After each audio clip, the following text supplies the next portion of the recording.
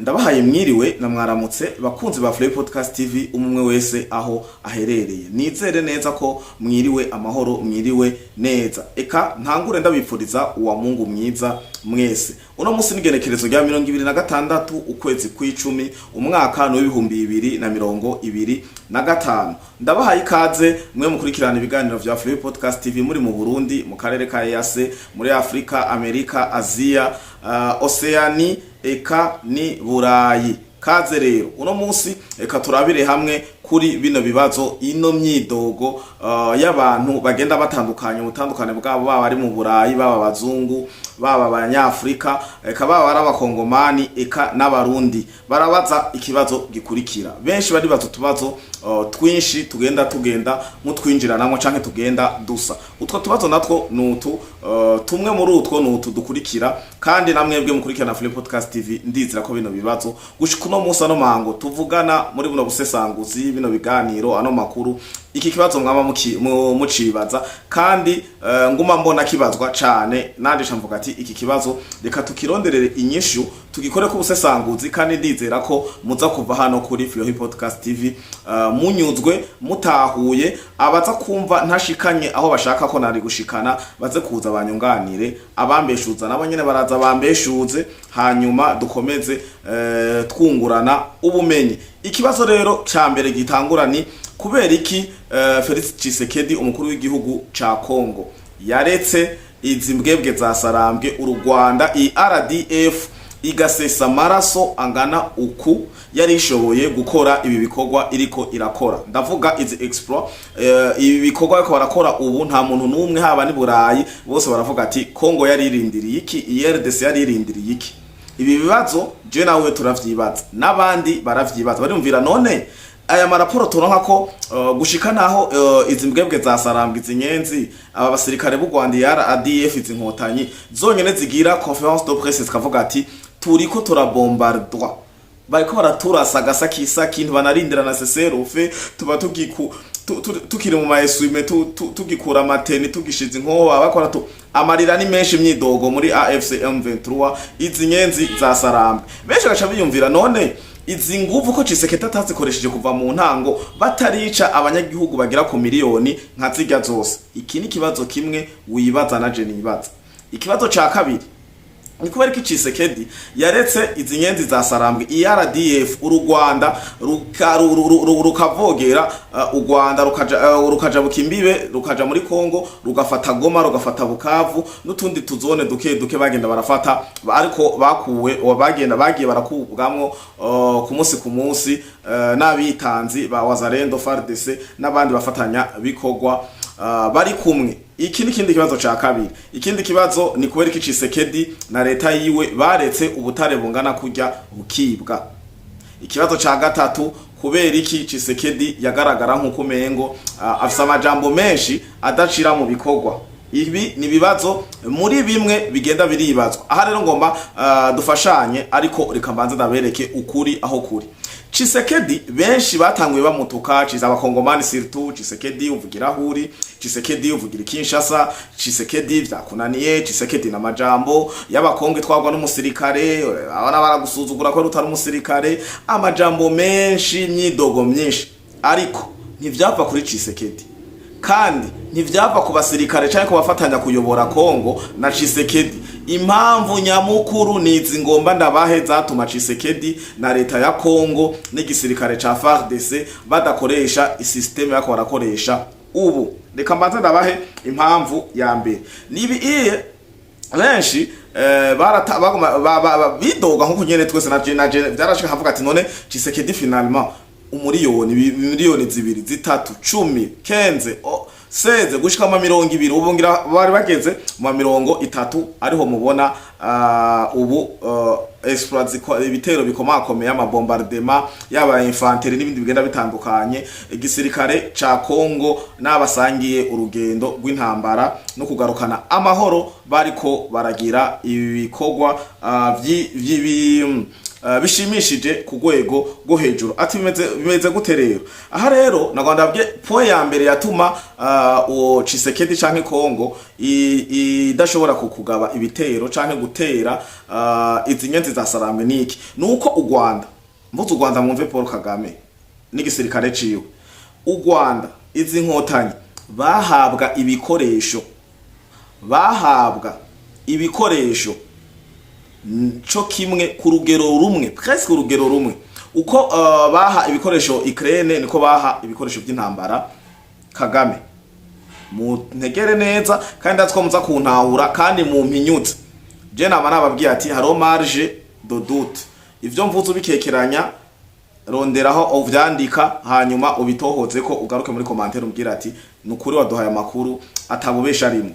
Nari ndababwiye ko igikorwa ca mbere catumye haba handicap Kongo FARDC idashobora kwataka ku muvuduko udasanzwe nk'uyu iriko irakoresha ubu nuko hariho imbogamizi canke amobstacle atandukanye. Ica mbere nuko RDF zinyenzi za Sarambwe zari equipe n'ibikoresho biri sophistiqué, ibikoresho by'intambara biri hejuru cyane. Ibaza ibikoresho Ukraine ikoresha kuri risi nivyo bikoresho RDF zinyenzi za Sarambwe u Rwanda ruri muri Kongo rwari rufise atari ubu biriko biraba neutralize.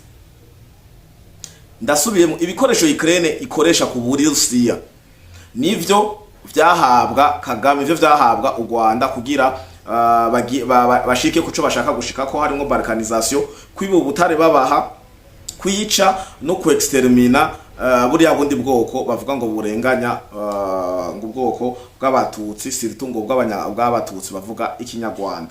Ibi biruko mu gihe ugwa Tshisekedi Kongo n'abandi benshi bagerageza kuza baramugirisha amanama bamuhanura siritu ndavuga Uburusiya nubwo bwamubaye hagufi ku murongo wa kabiri havuye Burundi n'umuhanuzi mwiza wa Kongo. Burundi nico gihugu ca mbere novuga caserutse kandi n'ubu kigiseruka mu bijanye n'ibyo kugarukana amahoro ituze n'umutekano mu gihugu ca Kongo RDC.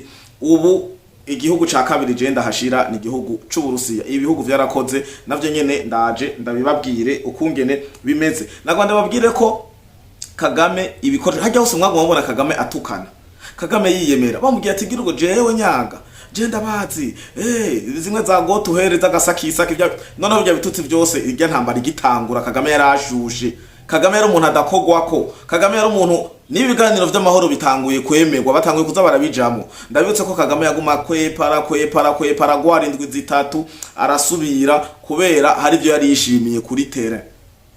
Sirtu harimo ubwo bwirinzi, sirtu harimo bijya bikoresho biri sophistiqué mwagiye murabona burya buntu umengoro ubutije bw'amantene bwagenda burumviriza amamotorora ya Wazarendo canke FARDC canke abandi gukupa connection ya internet kubruya signe za aviation n'ibindi vyinshi.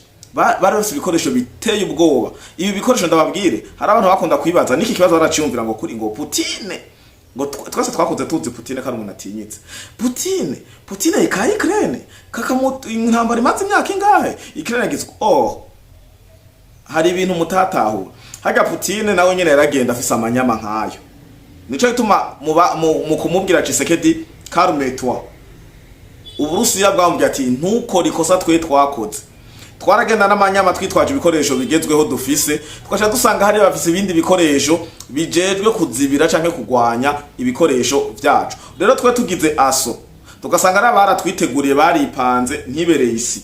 Nyaga baca wumva ngo no mu Burusiya ngo batewe ngo drone ngo zarashe ibirindiro vy'amagaze canke aerodrone canke bwato butwara ubudege bw'intambara. Muratwi byose vyasambagurwa mu Burusiya hamwe Ukraine ari ibikoze kandi Ukraine baragasuzugura. Rero niho Putin amubwira ati tuza ndazi gituma ivyo bintu biriko biraba ndazi n'igituma bibaye. Aha hari gihe Tshisekedi n'igisirikare ciwe na leta ya Kongo muri rusangi bagerageje kuduza drone za mbere. Nimba muvyibuka drone za mbere zaraturikijwe zikiduga zasambuwe n'ivyo bikoresho Kagame canke RDF inkotanyi ziri gukora amabara kwiba no kwica muri Kongo zari zifise ico gihe. ubu ndageraho ndababwira igituma rero ubu Tshisekedi ameze neza, ivyo akora vyose uzumva ngo drone iragiye, drone haba gasukoyi gato, haba sukoyi, haba H4, haba izindi bwoko bwose ziri free mu kirere. Ndibaza ko abariko barakurikirana buno busesanguzi bamaze no gutahura impamvu. Aha nagomba ndababwire ko kuri izi tekinoloji z'intambara Kagame yari afise nta kuntu na kumwe bari kuduza helicopter ngo itware ngo abasirikare bakura ngaha ibashikana ngaha, bari kuyisambura. Barinda basambura ubu drone bumwe buto buto, bagasambura zirya drone zijamwe abashoferi, aba drone sans pilote ziri telecommande n'ibindi bintu byose bagerageza kuduza. Uteye ama mortier bara neutralize, uteye roketo bakanetraliza. Urumva iyo ntambara ntiyari yoroshe, n'aba infantry urumva ko batari borohewe. Aco gituma byabanjije gufata umwanya wose bifashe kugira bagere kuri no rugero. Aha muca mubona neza ishusho canke ipica nko bakunda kubivuga icyatumye Tshisekedi ahagarara yashize amanga akavuga ati ndaguhaye ukuboko kw'amahoro Paul Kagame ko ndakubonye hano, kandi uku kuboko kw'amahoro ndakuguhaye kugira ucugendo bwira aba M23 RDF ziranyenzi za Sarambwe zihagarika intambara zireke kwica abakongomani, kuko ni uzikomanda, ni uri boss wabo, ni wewe uzifashe mu mugongo n'ibindi vyinshi bikurikira. Byarangiye Kagame agiye gutukana ku marezo sosio. Kagame yatangiye gutukana hamaze hamaze gusamburwa ibiduga bigera kuri 4 by'ubwirinzi. Hari vyasambuwe muri Nord Kivu, hari vyasambuwe za Goma, Bukavu, nino ku rubibe rwa Rubavu hari ico bahasamburiye,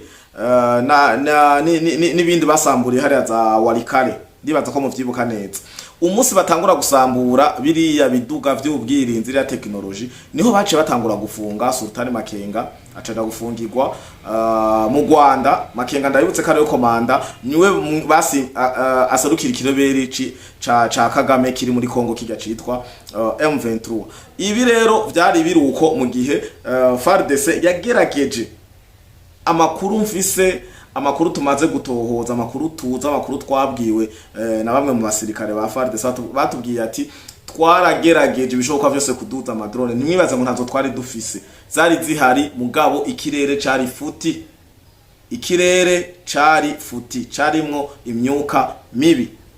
Aha rero niho rero byaciye bitangura kuza birahinduka. Akarorero nababwiye ati bahabwa ibikoresho bisa bihakwa kungana, ngira igitigiri gusa nico kitangana, sino ibikoresho baha Ukraine nivyo baha u Rwanda, nivyo baha M23 RDF hariya muri Kongo. Hera ku makaske, ajya makaske u Rwanda ntiwigeze ruyatunga. U Rwanda ubwaga igisirikare cy'u Rwanda ncigeze kizitunga. Twatanguye kuzibona muri Kongo zambaye ba Makenga, ajya ma infrarouge, ajya ma gilet pare-balles, ibintu byose wabona bafise, baba buki n'ibindi byinshi bigenda bitandukanye, ama motorora. Warabona motorora yonyene baba bafise ko ari satellitaire. None ikiroberi cyo kurahe motorora satellitaire? Bisigura ko ivyo bakora byose coordonnées zava muri Polonye, igihugu ca mbere cafashije u Rwanda gukora mabi mu burasirazuba bwa Kongo, hariya ni Polonye. Polonye ndabibutse ko uvuze Polonye ubuvuze OTAN. Na nico gituma mu mpinyutse ibikoresho byose mwagiye murabona, haba ku mafoto, haba mu mavideo, Wazalendo yacucumye izi nyenzi za Sarambwe, ikabifata ikabishira kintoki, wasanga vyanditse ko Polonye. Ndabibutse na zirya drone zarashe hariya mu ntuze, zirya drone zarashe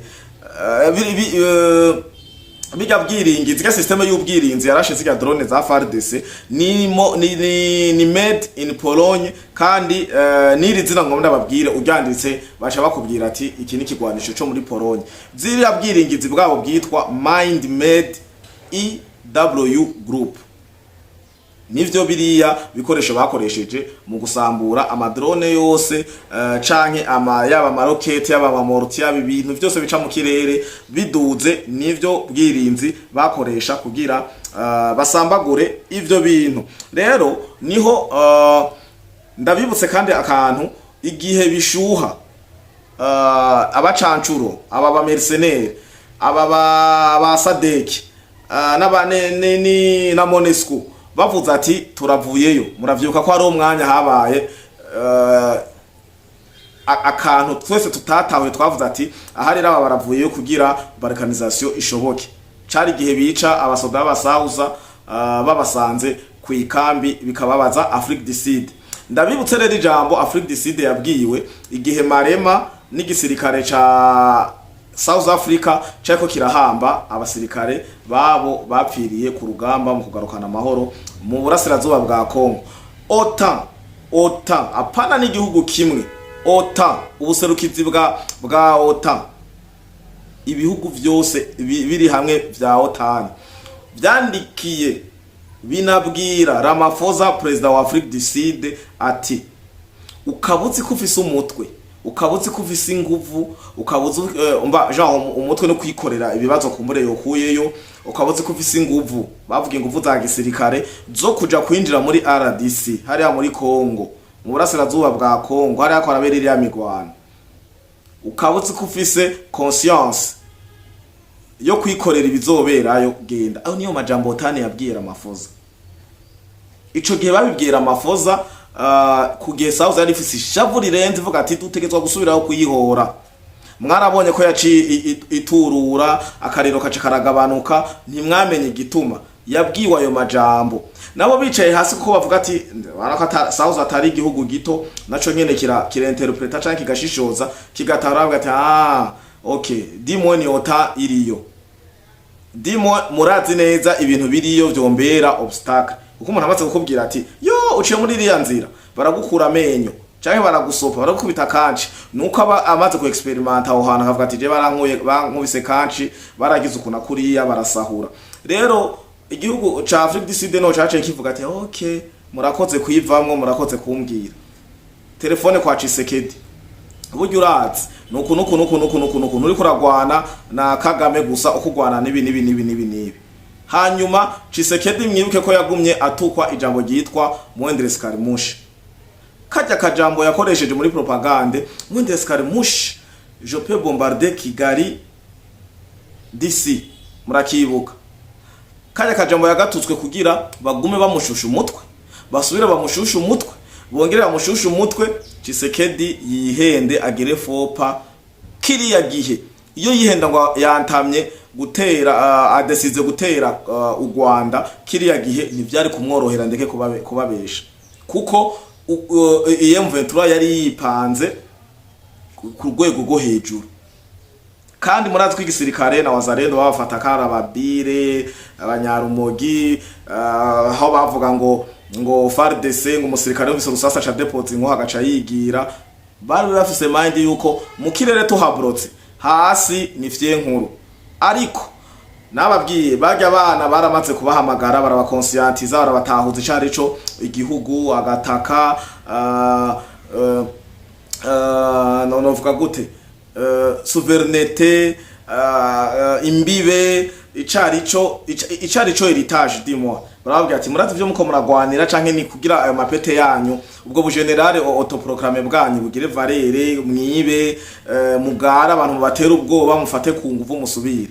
Babicaritse hasi barabahanura, niho mubona ubu wazarendo ifise umuvuduko udasanzwe. Bose ubu bari ini, wazarendo yose yaragiye hamwe. Kare wazarendo zagenda zitandukanye, ndabibutse ko na wazarendo zigera kurasana na FARDC. Urumva bakora ibintu bitarimo discipline ya gisirikare, kuko kanatsinda ntibaba abasirikare, baba abasivile, baba autodidact. Abonye karashi ngaho akagenda ahantu akarasa mu kirere, Kongo ni nini, yava yavuga ati ndumusoda, akubisemwe ikimogi canke yinwereye bwa buyoga bwa makeyi, agaca gutegera mwibara akakubwira ati miye ni wazarendo, yabona ko we ahejeje. Rero bamaze gukosogwa barahabwa icari co kuba umusirikare no kurwanira igihugu. Ubu wazarendo ikivyifatamwe neza kandi tubakengurukire. Rero nako ndababwira ko Tshisekedi rero yatanguye kugira amanyama menshi, yatanguye kwataka atakubabarira, akubita shishura yotsa. Ijya video Jesse niyo yayikoresheje mu kiganiro, ariko ndazi ko mwayibonye, kandi bazi ko mwayibonye no mu bindi biganiro kumbore ko yandi macano. Ariko iriya video yarabagaragarije kungene bapfa kubwinshi. Ubu mu Rwanda hari umuntu nayirungikiye ndamubwira ati bimeze gute, kakanwa kawe bimeze gute, ni mupfa sinzi binabiriya mufise ubwirinzi. bakora bacucuma uku abarasa kina umenga kakina game bavuga ati ntitukigira ico tuvuga ubu muradufise ubu kuri kose kuri hanze mwisunze video ya CNN mukisunga nizi ndazi ko nimba kakarabonetse iyi drone ntiyafashe ibigusa usanga ibisi ibindi byinshi birimo amaraso banse gushaka ku mbuga ngurukana bumenyi kuko imbuga ngurukana bumenyi zikoresha ibi bintu by'intambara by'ubwicanyi n'ibiki birimo amaraso menshi baca bagukura kuri YouTube nico gihano ca mbere banza kuguha barakura ko ico kiganiro wakoze bagaca bakagufatira ibihano. Rero nako ndababwira ko amanyama y'u Rwanda yategwa na OTAN agategwa n'ivyo vyuma by'ubwirinzi izo outil sophistiqué bari barahawe. Niho rero hamaze kwigwa hakurikijwe impanuro za FDNB Uburusiya baricarika FARDC Tshisekedi habaho strategy yo kugarukana amahoro. Ubu rero murabona ko ibintu biko biragenda sawa kandi ndiko ndabamenyesha ko mu makuru y'intambara uburere bwinshi buriko burafatwa buriko burigarurizwa na Wazalendo FARDC kandi ikintu kimuko murabona kiko kirakorwa cyane cyo kumavuga igihugu cy'u Burundi agasakisaki bavuga ngo bagomba gukora genocide abanyamurenge binabiriya nababwiye ko ari strategy kugira birukane igihugu cy'u Burundi mu burasirazuba bwa Kongo kuko bari bamaze gushaka mu mutwe ko ikirere bakibrotse infanteri bazokunguta Wazalendo na FARDC mu mwanya muto baca bahura n'igisika ca FDNB igisirikare cy'u Burundi cubahwe cyane ubutumwa cahawe carabyitavye kandi kibikora neza cyane niteka gushika naho Kagame ibintu bita hari ibintu bita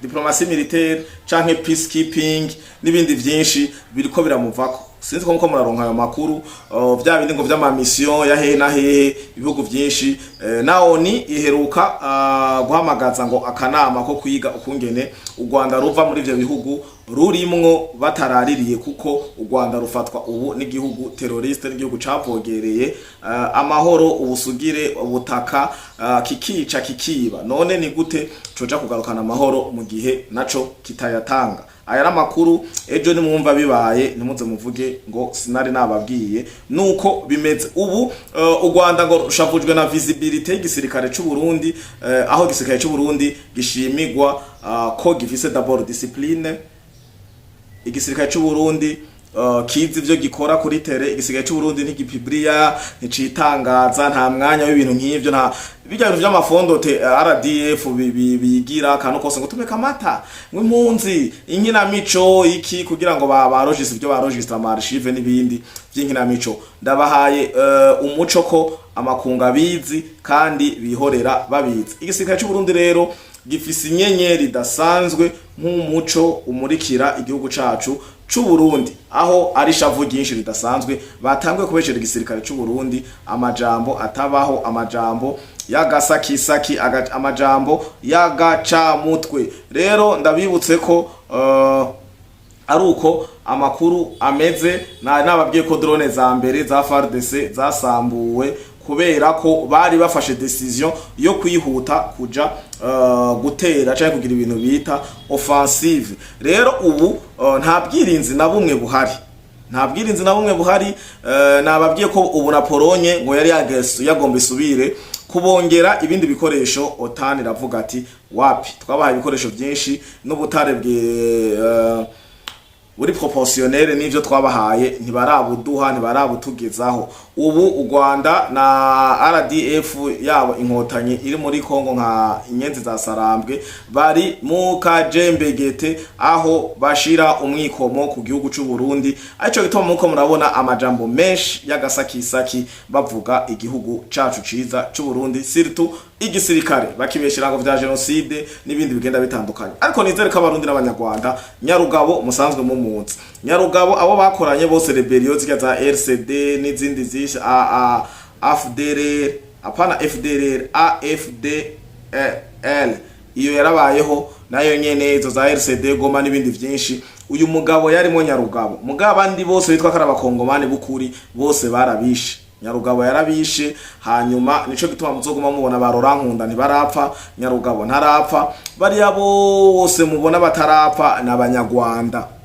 Ntibashoboye rero kwicana kuko bajya n'incoreke ni ntumwa bari ku kivi ca Paul Kagame. Rero ubusesanguzi naye nashatse ko tuyaga ko kwarukuza kugira duhane umuco swat mubitahura nkuko ugenda bitahura canke mufise ibindi mwokongera ko duhane umuco dukomeze kumenya ukuri n'iyisi iriko iraja. Tshisekedi rero nkuko nabibamenyesheje ntiyari guhaguruka giturumbuka ngo agiye kwataka atariga umwenemi. Kubona kwanza zirya drone barazidugije zigasamburwa nijya novuga ko ari bon kumbure ari kuba je kubwaje mbona ko ari fopa izi nyenzi za Sarambwe zakoze zari kureka iyo drone ikagira ivyigira mba yarije ku inspector hanyuma igasubira inyuma bakibaza ko atagihari, ariko ikiduga mugaca musambura bakaduze ya kabiri mugasambura. Ngivyo yonyene vyace bigaragaza ko hariho systeme y'ubwirinzi, systeme ya auto defense,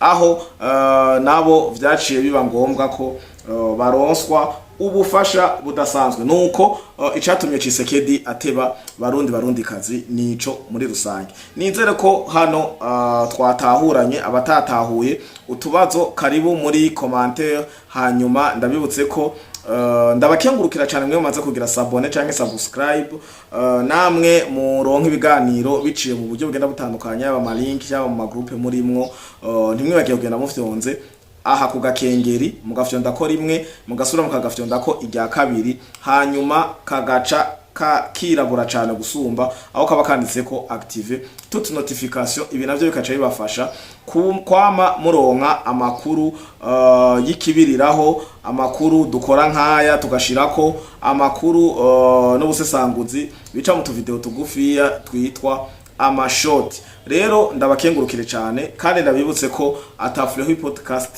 atamwebwe, hanyuma mwarahezakiwe. Nizere kandi ntayingeshanya ko uyu munsi wa Mungu wabereye umunsi w'umugisha. Je kubwanje ndameze neza, ndakengurukira Imana kandi murabona ko narinda nabakumbuye, nico gituma nje ndirukanga mvuye gushima Imana camvuga ati reka nze tubanze tuyage abiri canke atatu turabe ko twese twiriwe amahoro. Ngaho rero mukomere, mwarahezagiwe cyane. Ciao ciao. Ndiyara ADF izinkotanyi zonyene zigira conference de presse zikavuga ati turiko turabombardwa, bariko baraturasa gasakisa kintu banarindira na seserufe, tuba tukiri mu maeswime tugikura amateni tugishize inkoba bakora amarira ni menshi myidogo muri AFC M23 izi nyenzi za Sarambwe. Benshi gacha biyumvira none izi nguvu ko Tshisekedi atazikoresheje kuva mu ntango batarica abanyagihugu bagira ku miliyoni nka zirya zose. Iki ni kibazo kimwe wibaza na je nibaza. Ikibazo ca kabiri ni kubera ko Tshisekedi yaretse izi nyenzi za Sarambwe IRDF u Rwanda rukavogera u Rwanda rukaja bukimbibe rukaja muri Kongo rugafata Goma rugafata Bukavu n'utundi tuzone duke bagenda barafata, ariko bagiye barakubwamwo ku munsi n'abitanzi ba Wazalendo FARDC n'abandi bafatanya bikogwa bari kumwe. Iki ni kindi kibazo ca kabiri. Ikindi kibazo ni kubera ko Tshisekedi na leta yiwe baretse ubutare bungana kurya bukibwa. Ikibazo ca gatatu kubera iki Tshisekedi yagaragara nkuko mengo afisa amajambo menshi adacira mu bikogwa. Ibi ni bibazo muri bimwe bigenda biribazwa. Aha rero ngomba dufashanye, ariko reka mbanze ndabereke ukuri aho kuri. Tshisekedi benshi batanguye bamutuka, ciza abakongomani surtout Tshisekedi uvugira huri, Tshisekedi uvugira Kinshasa, Tshisekedi vyakunaniye, Tshisekedi na majambo y'abakonge twagwa n'umusirikare, abana baragusuzugura ko rutari umusirikare, amajambo menshi myidogo myinshi. Ariko ntivyava kuri Tshisekedi kandi ntivyava ku basirikare cyane ko bafatanya kuyobora Kongo na Tshisekedi. Impamvu nyamukuru nizi ngomba ndabahe zatuma Tshisekedi na leta ya Kongo n'igisirikare ca FARDC badakoresha isysteme yako barakoresha ubu. Reka mbanze ndabahe impamvu ya mbere. Nibi benshi bidoga nkuko nyene twese na byarashika havuga ati none Tshisekedi finalement umuriyoni, miliyoni zibiri, zitatu, 10, 15, seze gushika mu 20, ubu ngira bari bageze mu 30 ariho mubona ubu exploits ibitero bikomakomeye amabombardement yaba infantry n'ibindi bigenda bitandukanye. Igisirikare ca Kongo n'abasangiye urugendo rw'intambara no kugarukana amahoro bariko baragira ibikorwa bishimishije ku rwego rwo hejuru. Ati bimeze gute rero? Aha rero nagondabye point ya mbere yatuma o Tshisekedi canke Kongo idashobora kukugaba ibitero canke gutera izi nyenzi zasarambwe niki nuko u Rwanda, mvuze u Rwanda mwumve Paul Kagame n'igisirikare ciwe, u Rwanda izi nkotanyi bahabwa ibikoresho co kimwe ku rugero rumwe, presque urugero rumwe. Uko baha ibikoresho Ukraine niko baha ibikoresho by'intambara Kagame. Mu ntegere neza kandi atwo muza kuntahura kandi mu mpinyutse. Je nama nababwiye ati haro marge de doute. Ivyo mvuze ubikekeranya ronderaho uvyandika hanyuma ubitohoze ko ugaruke muri commentaire umbwira ati nukuri waduhaye amakuru atabubesha rimwe. Nari ndababwiye ko igikorwa ca mbere catumye haba handicap Kongo FARDC idashobora kwataka ku muvuduko udasanzwe nk'uyu iri kirakoresha ubu, nuko hariho imbogamizi canke amobstacle atandukanye. Ica mbere nuko RDF zinyenzi zasarambwe zari equipe n'ibikoresho biri sophistiqué, ibikoresho by'intambara biri hejuru cyane. Ibaza ibikoresho Ukraine ikoresha kuri risi, nivyo bikoresho RDF zinyenzi zasarambwe u Rwanda ruri muri Kongo rwari rufise, atari ubu biriko biraba neutralize. Ndasubiyemo ibikoresho Ukraine ikoresha ku Burusiya nivyo vyahabwa Kagame, ivyo vyahabwa u Rwanda kugira bashike kuco bashaka gushika ko harimo balkanisation, kwiba ubutare babaha, kwica no ku extermina buriya bundi bwoko bavuga ngo burenganya ngo ubwoko bw'abatutsi, siritungo bw'abatutsi bavuga ikinyarwanda.